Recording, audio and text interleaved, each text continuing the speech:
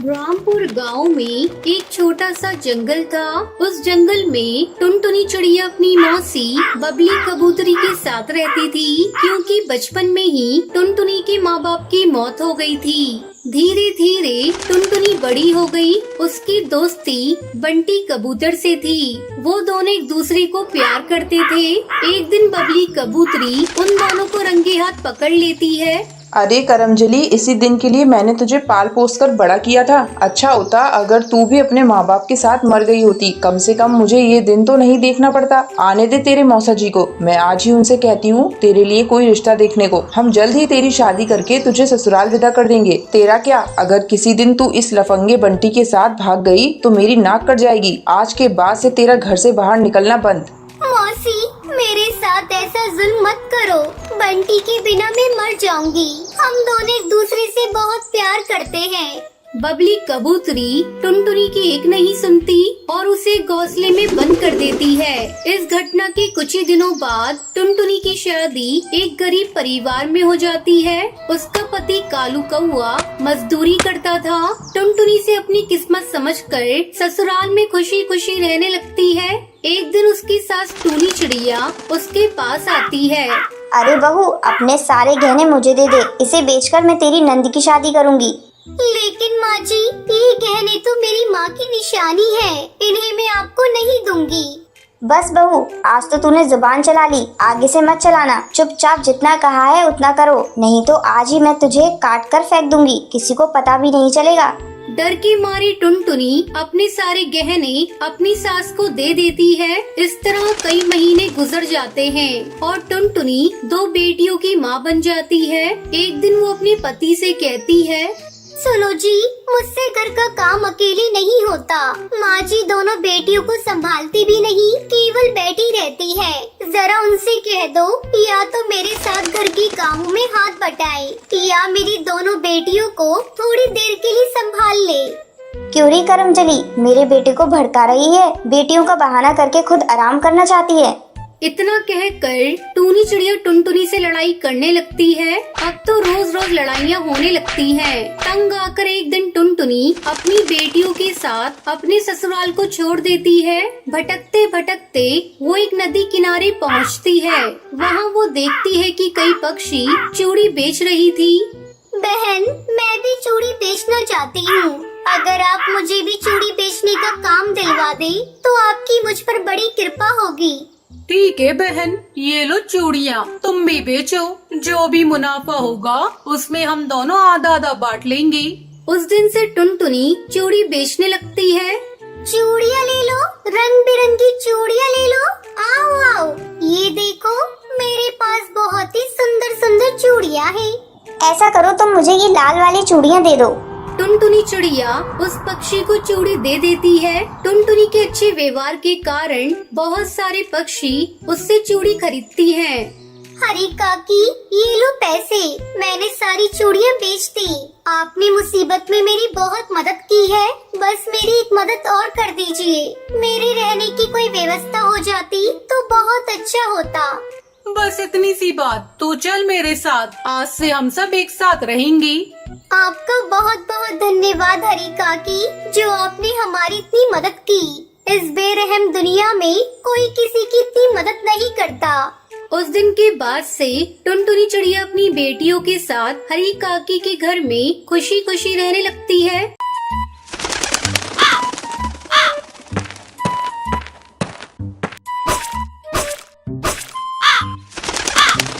रामपुर के जंगल में भयानक गर्मी पड़ रही थी। सभी पक्षी एक डाल पर इकट्ठा होकर बातें कर रहे थे। तभी वहाँ टुनटुनी चिड़िया आती है। अरे, तुम सब यहाँ बैठकर क्या बातें कर रहे हो? अरे टुनटुनी चिड़िया, तुम कब आई? तुम तो इतनी पिद्दी हो कि किसी को दिखाई ही नहीं दे रही। ज्यादा मत बनो कालू कौवे, इतना घमंड करना ठीक नहीं। तू मेरे पिद्दी होने का मजाक उड़ाता है। रुक, मैं तुझे अभी बताती हूँ। इतना कहकर टुनटुनी चिड़िया कालू कौवे को मारने उसके पीछे पीछे भागने लगती है। टुनटुनी चिड़िया, छोड़ना नहीं इसको, बिना मारे वापस मत आना। कालू कौवे और टुनटुनी चिड़िया का झगड़ा देखकर सारे पक्षी हंसने लगते हैं। गुस्से में कालू कौवा वहाँ से अपने घर आ जाता है और घर आकर गुस्से में कहता है, आज मेरे ऊपर सारे पक्षी हंस रहे थे। मैं इन सबको सबक सिखा कर रहूंगा। मैं इनके साथ वो करूंगा जो इन्होंने सपने में भी नहीं सोचा होगा। कालू कौवा सोचने लगता है कि ऐसा वो क्या करे जिससे ये पक्षी कभी भूले नहीं। वो टेबल पर पड़ी कैंची उठा लेता है और वहाँ से चल देता है। वो चुपचाप टुनटुनी चिड़िया के घर जाता है। उस समय टुनटुनी चिड़िया आराम से सो रही थी। चुपके से कालू कौवा टुनटुनी चिड़िया के पास जाता है और उसके पंख काट देता है। आज मजा आएगा। बड़ी चालाक बन रही थी, मुझसे पंगा लेने चली थी पिद्दी चिड़िया। अब मैंने इसको उड़ने के काबिल नहीं छोड़ा। कालू कौवा टुनटुनी चिड़िया के कटे हुए पंख को लेकर घर वापस आ जाता है और उसे छुपा देता है। अगले दिन जब टुनटुनी चिड़िया सोकर उठती है तो वो देखती है कि उसके पंख कटे हुए हैं। वो रोने लगती है। ये क्या, कल रात तो मेरे पंख सही सलामत थे। सोते समय किसी ने मेरे पंख को काट लिया। अब मैं क्या करूं? ऐसी हालत में उड़ भी नहीं सकती।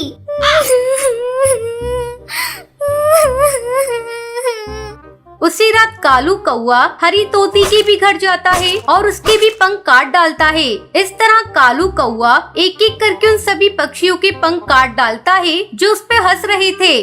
बड़े चले थे मेरी हंसी उड़ाने। इनका पंख काटकर मैंने इनकी सारी हेकड़ी निकाल दी। इनके कटे पंख देखकर मेरा कलेजा ठंडा हो गया। वहीं दूसरी तरफ पूरे जंगल में हड़कंप मच जाता है। अरे टूनी चिड़िया, तूने कुछ सुना? कल रात किसी ने पक्षियों के पंख काट डाले। हाँ बबली कबूतरी, ऐसी खबर तो मैंने भी सुनी है। ऐसा लगता है कोई इन पक्षियों से बदला ले रहा है। खैर छोड़ो, हमें इन पक्षियों की चलकर मदद करनी चाहिए। बेचारे बिना पंख के उड़ भी नहीं सकते। चलो चलकर इन पक्षियों के भोजन की व्यवस्था करते हैं। ऐसा कहकर टूनी चिड़िया और बबली कबूतरी टुनटुनी चिड़िया के घर जाती है। अरे टुनटुनी चिड़िया, तुम्हारी ये हालत कैसे हो गई? हमें बड़ा कष्ट हो रहा है। ये लो भोजन, इसे तुम खा लो। टूनी चिड़िया, पता नहीं मुझसे किसकी क्या दुश्मनी थी, किसने मेरे पंख काट दिए। तुम चिंता मत करो टुनटुनी, कुछ दिनों की बात है, फिर तुम्हारे नए पंख आ जाएंगे। उसके बाद टूनी चिड़िया और बबली कबूतरी सभी पक्षियों के घर जाती है और उन्हें भोजन देती है। पक्षियों की हालत देखकर टूनी चिड़िया बहुत दुखी थी। वो दुखी मन से कालू कौवे के घर भी जाती है।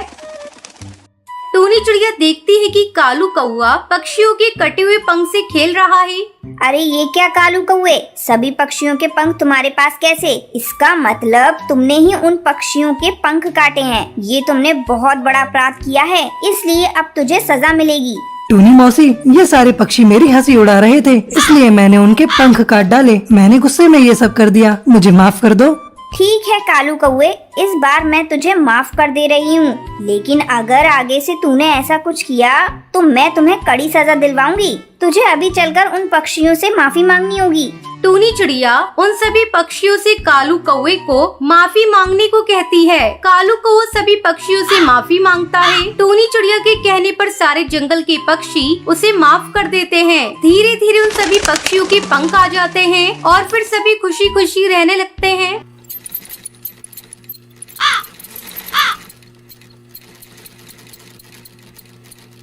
सुंदरवन जंगल में टुनटुनी चिड़िया अपनी माँ टूनी चिड़िया के साथ रहती थी। टुनटुनी चिड़िया को बचपन से ही सिलाई करने का बहुत शौक था। जब भी उसे समय मिलता वो अपनी माँ की सिलाई मशीन निकाल कर उस पे सिलाई करने लगती। माँ, ये देखो ना, मैंने कितनी अच्छी फ्रॉक सिली है। अरे वाह बिटिया, तूने तो बहुत अच्छी सिलाई की है। लेकिन बेटा तू अपनी पढ़ाई पर भी ध्यान दे। मैं तुझे एक बड़ी अफसर बनाना चाहती हूँ। तेरी परीक्षा होने वाली है और तू सिलाई करने में लगी रहती है। माँ, मुझे सिलाई करना अच्छा लगता है। मैं पढ़ाई के साथ साथ सिलाई करना भी सीखूंगी। मैं कुछ नहीं जानती। आप मेरा दाखिला किसी सिलाई सेंटर में करवा दो। ठीक है टुनटुनी, जब तेरा इतना ही मन है तो मैं तेरा दाखिला किसी सिलाई सेंटर में करा देती हूँ। अगले दिन टूनी चिड़िया टुनटुनी का दाखिला एक सिलाई सेंटर में करवा देती है। अब टुनटुनी पढ़ाई के साथ साथ सिलाई भी मन लगाकर सीखने लगती है। कुछ ही दिनों में टुनटुनी की स्कूल की पढ़ाई हो जाती है। एक दिन टूनी की सहेली बबली कबूतरी उसके घर आती है। अरे टूनी, ओ टूनी, कहाँ है? जल्दी आ। तब टुनटुनी चिड़िया कहती है, आंटी, वो माँ घर पर नहीं है, पड़ोस में गई हैं। आप बैठिए, मैं उन्हें अभी बुला कर लाती हूँ। तुम टुनटुनी हो ना? कितनी बड़ी हो गई है। जब मैंने तुझे देखा था उस समय तू बहुत छोटी थी। पहचाना मुझे? मैं तेरी बबली आंटी हूँ। टुनटुनी, तू जाकर अपनी माँ को बुला ला। टुनटुनी चिड़िया पड़ोस में अपनी माँ को बुलाने के लिए चली जाती है। थोड़ी देर बाद टुनटुनी चिड़िया अपनी माँ को लेकर घर आती है।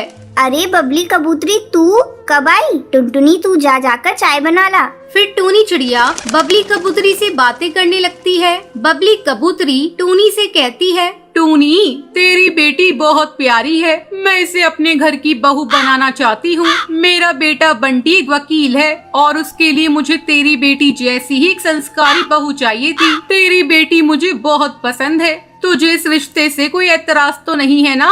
नहीं नहीं बबली कबूतरी, ये तुम कैसी बातें कर रही हो? मुझे इस रिश्ते से कोई ऐतराज नहीं है। मैं लाख कोशिश करके भी इतना अच्छा रिश्ता ढूंढ नहीं पाती। जल्दी टुनटुनी चिड़िया और बंटी कबूतर की शादी हो जाती है। शादी के कुछ ही दिन में टुनटुनी चिड़िया एक बच्चे की माँ बन जाती है। ससुराल में सभी लोग उससे खुश थे। एक दिन बंटी कबूतर टुनटुनी चिड़िया से कहता है, टुनटुनी, आज ऑफिस में कुछ ज्यादा ही काम है। मैं रात को देर से घर लौटूंगा, तो मेरा इंतजार मत करना। इतना कहकर बंटी कबूतर वहाँ से चला जाता है। लेकिन थोड़ी देर बाद कालू कौआ तेजी से उड़ता हुआ उसके घर आता है। गजब हो गया टुनटुनी बहन। जब बंटी कबूतर अपने ऑफिस जा रहा था तब एक बाज ने उस पर हमला कर दिया, जिसमें उसकी मौत हो गई। इतना सुनते ही टुनटुनी चिड़िया रोने लगती है।